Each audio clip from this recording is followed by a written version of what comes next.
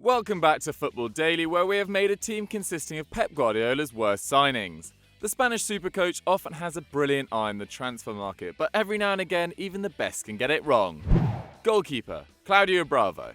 In the fallout of Euro 2016, Guardiola made a huge call when he decided to replace two-time Premier League champion and hugely popular keeper Joe Hart. The man chosen to fill Hart's place was Chilean shot-stopper Claudio Bravo. With such big shoes to fill, it was never going to be easy for Bravo, but he arrived from Barcelona with a huge trophy cabinet including 2 La Ligas and a Champions League. Yet things would soon go very wrong for Bravo in the UK. In his debut against local rivals Man United, Bravo's erratic display saw him needlessly give away a goal and worry Man City fans. And things got worse when he was sent off against Barcelona in the Champions League as City sunk to a 4-0 defeat. As the pressure increased, his league form continued to fall. At one point in the season, he failed to save from 6 consecutive shots on target he faced. By February, Guardiola had seen enough and Bravo was dropped in favour of fellow South American Willy Caballero. Bravo finished the campaign with the worst save success rate in the division and was labelled by many journalists as the worst signing of the season. His demise was confirmed when City signed Edison the following summer, leaving Bravo permanently on the bench.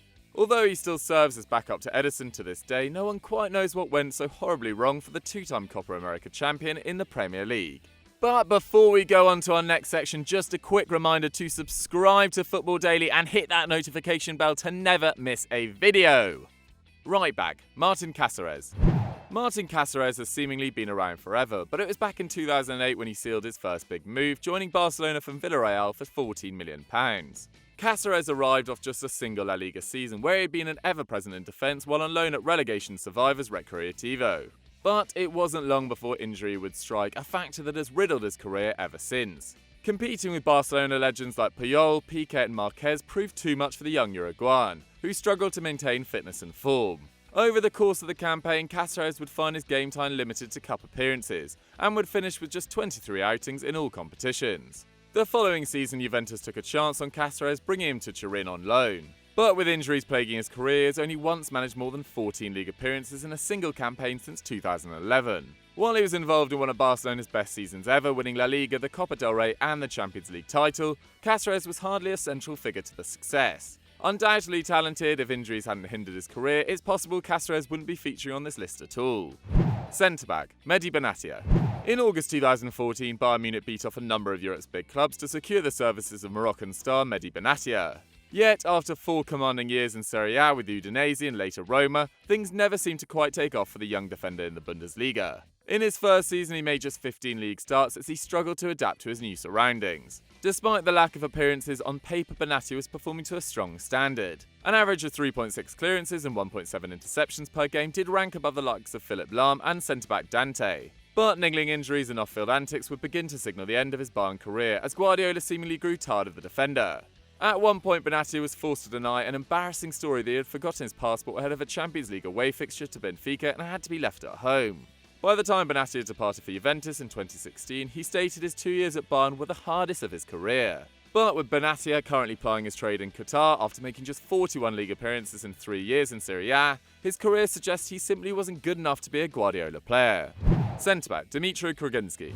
Dmitry Kruglnski is a name remembered in Catalonia for all the wrong reasons. Playing just one dismal season in Spain, the Ukrainian is our pick as Guardiola's worst defensive signing. Kruglnski signed from a Shakhtar Donetsk side that had stormed to success in the UEFA Cup in 2009, beating Spurs, CSKA Moscow and Marseille on the way. As one of their star players, it seemed like decent business when Barcelona purchased him the following summer for €25 million. But Kruglnski's dream as the first Ukrainian to play for the Spanish Giants would soon turn into a nightmare.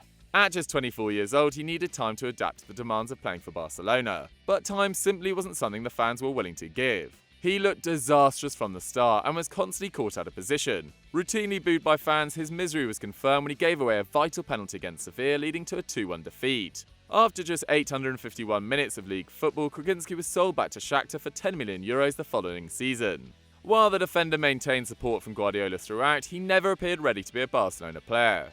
And just 37 league appearances in 5 seasons at Shakhtar suggests Kruglnski never truly recovered from his Barca horror show. Left back, Benjamin Mende. Perhaps unlucky to feature on this list, Benjamin Mende has to be considered as one of Guardiola's worst signings due to the sheer amount of money paid for the injury-prone fullback. Man City made a real statement in the 2017 market when they backed up the signing of Kyle Walker with the £52 million purchase of Mende. Part of a hugely successful Monaco side from 16-17 who would join the likes of Mbappe, Bernardo Silva and Bakayoko in sealing big money moves abroad. However, after just 7 appearances, Mende would suffer the first of 2 severe injuries during his time in Manchester. Returning in 2018, Mende began to show why City had paid such a huge sum for him. 5 assists from 10 games and a colourful social media presence would endear him to the City faithful. But he soon suffered another season-ending injury to his knee. In his absence, Guardiola has often turned to Zinchenko to fill his place. And while offensively inferior to Mende, the Ukrainian's defensive stats trump the Frenchman's, with 2.7 tackles per game compared to Mendy's 1.6. More importantly, he is reliable and a healthy starter. With just 19 league appearances in over 2 years, Mende has currently cost Man City just over £2.7 million per game. Unless he can bring that number down with a consistent run in the team, Mende could end up as a rare Guardiola mistake. Right wing, Ibrahimovic. Another player who could consider themselves unlucky to be on this list is former wonder kid Ibrahimovic. Signed in January 2011, the PSV Academy product was tipped to be one of the future stars of world football. By 23, Afellay had been captain of the Dutch Giants and had amassed over 150 league appearances. In 2008, he was even named Dutch Footballer of the Year, having scored 13 goals from midfield. After choosing to run down his contract, Barcelona were able to snap him up for a meagre £2.7 million. Joining halfway through the season, Afellay made a positive start to life in Barcelona. He made 16 appearances in his first season and even managed to assist Lionel Messi in the Champions League semi-final against Real Madrid. But heartbreak would soon follow for the young Dutchman. A hamstring injury and then a torn ACL effectively ruled him out for the 2011-2012 season. By the time he had regained fitness, Guardiola had deemed him surplus to requirements, and Afellay soon found himself on loan at Schalke in Germany. Despite some positive moments at Olympiacos and even 59 Premier League appearances whilst at Stoke City, Afellay would never truly hit the heights his PSV days had promised. Centre mid, Mario Götze. Once the golden boy of German football, Mario Götze's €37 million move to Bayern Munich in 2013 appeared to be a Guardiola masterstroke. During a hugely successful spell at Borussia Dortmund, Götze formed a lethal partnership with Marco Reus. In the 12-13 season alone, the pair collectively contributed 26 goals and 22 assists for Jurgen Klopp's side. Yet the draw to play under the Spaniard was too strong for Götze to resist. Despite some positive moments, the reality of playing at Germany's biggest clubs with the likes of Robben and Ribery seemed to affect the young star's confidence. Götze would go on to score 36 goals in 114 appearances, but his inconsistent form never fully endeared him to the Bavarian faithful. Criticism of his performances peaked when Bayern legend Beckenbauer publicly blasted him in May 2015 for a lack of effort, prompting his teammates to defend him. After a curious illness halted his career, Götze would return to his boyhood club Borussia Dortmund in 2016. Though he was thankful for his time under Guardiola, he would ultimately describe his move to Bayern as a mistake. Götze makes this list for never truly realising his potential under Pep. But with 5 Bundesliga, countless domestic trophies and a World Cup winners' medal to boast, Götze's career has hardly been a disaster. Centre mid, Alexander Hleb. Not many players will regret their decision to join Barcelona as much as Belarusian ace Alexander Hleb. With 130 appearances in a Champions League runners-up medal to his name, Hleb arrived from Arsenal in 2009 at a time when Arsene Wenger's influence at the Gunners was beginning to wane. Despite the versatile midfielder being popular in North London, Hleb opted for a £50 million move to the Spanish Giants. But by March 2009, and with just 5 league starts to show, Hleb was beginning to regret his decision. Similar to Martin Castro, Hleb was involved in a Barcelona team that was incredibly successful and won the treble in 2008-09. And understandably, Hleb simply could not force his way into a midfield featuring the legendary Xavi, Iniesta and Busquets. Guardiola never seemed enthused by the Belarusian, who would feature sparingly from the bench in his one season in Catalonia. A nomadic career across a number of clubs would follow as Hleb struggled to rediscover some form. Still playing today in Belarus, Hleb is not ashamed to admit leaving Arsenal and Wenger was the biggest regret of his career. Left wing, Nolito. Guardiola has managed to turn Man City into one of the best sides in Premier League history. So it makes it even more curious that he decided to sign Nolito for £14 million in 2016. The Spanish winger arrived with a respectable, if slightly uninspiring, goal-scoring record for Galician side Celta Vigo, having netted 39 times in 100 league appearances. So it appeared to be an inspired piece of business when he was involved in 7 goals in his first 9 games. In a team of superstars, Nolito was certainly holding his own.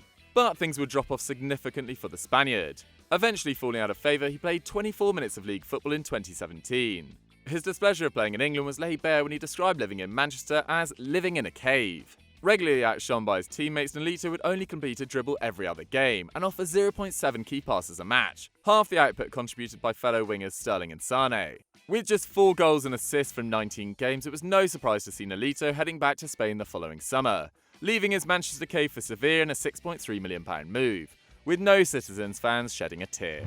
Striker, Karason. If you're scratching your head trying to remember who Karason is, then you are not alone. Often dubbed the worst transfer in Barcelona history, Karason failed to ever play a single minute for the Blaugrana. Ex-Barcelona president Juan Laporta thought he had unearthed the next Brazilian gem when he signed Karason in 2009 from Palmeiras for €14 million. And after 2 prolific seasons for the striker in Brazil's Serie A, you could have forgiven Laporta for thinking he was onto something. Sadly, the transfer would end up being a disaster for both the club and player. Never deemed good enough for the first team, Karason spent his time at Barcelona on endless loan spells in Portugal, Italy and Brazil, where he consistently failed to make the grade. With no one willing to take him permanently, Karason would stay on Barcelona's books until 2014 when they finally terminated his contract. Today he can be found occasionally scoring in Brazil's second division for Londrina, having firmly left the glamorous world of La Liga behind him. A financial and practical disaster on and off the pitch, Karason is without doubt the worst of Guardiola's signings. Striker, Ibrahimovic. It's like you brought a Ferrari and drive it like a Fiat. That was the dim view Zlatan Ibrahimovic took when describing his life under Guardiola at Barcelona. Bought in response to Real Madrid's soaring spending power, Ibrahimovic was the showcase signing Barcelona needed. With a €66 million price tag, Zlatan quickly proved why he's one of the most desired strikers in the world with 11 goals in his first 14 games. But question marks had been raised about Zlatan's suitability at Barca before he had even joined. Guardiola's dislike of abrupt players and Barcelona's tiki-taka style seemed to count against Ibra, and it wasn't long before cracks began to appear. After his brilliant early form, Zlatan scored just twice in 3 months, while club star Messi had designs on the central striker role that Ibrahimovic occupied. As Guardiola began to favour the Argentine, the relationship between the coach and Zlatan plummeted, with the two reportedly only speaking twice in 6 months. Zlatan and his agent Mino Raiola were quick to voice their disapproval at the situation, and it was no surprise to see the striker on the move the following summer. The Swede would eventually sign for AC Milan in a deal that saw Barcelona lose €42 million. While the legend of Zlatan is still firmly intact, who knows what it could have been for the Swede at Barcelona if only he and Guardiola had got along. So guys, that was our XI of the worst Guardiola signings. Some absolute stinkers on that list. What do you guys think was the worst? Let me know in the comments down below. If you enjoyed this video, don't forget to like it, leave a comment and subscribe to the channel. And I'll see you next time. Bye!